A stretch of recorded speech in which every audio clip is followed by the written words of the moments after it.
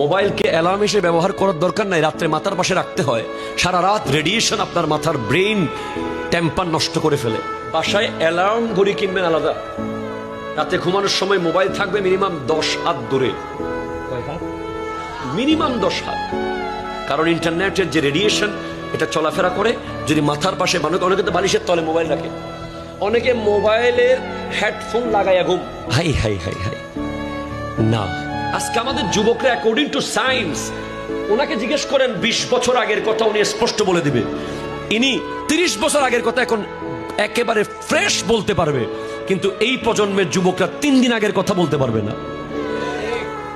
কারণ স্মার্টফোন আমাদের frontal part, যেটা মস্তিষ্কের, এটাকে প্রতিনিয়ত ক্ষয় করে ফেলছে।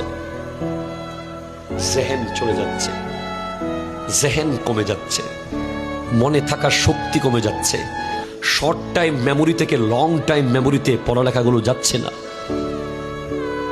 মোবাইলকে বলতে হবে, কি বলবেন আজকে থেকে, তুই আমার কন্ট্রোলে, আমি তোর কন্ট্রোলে না।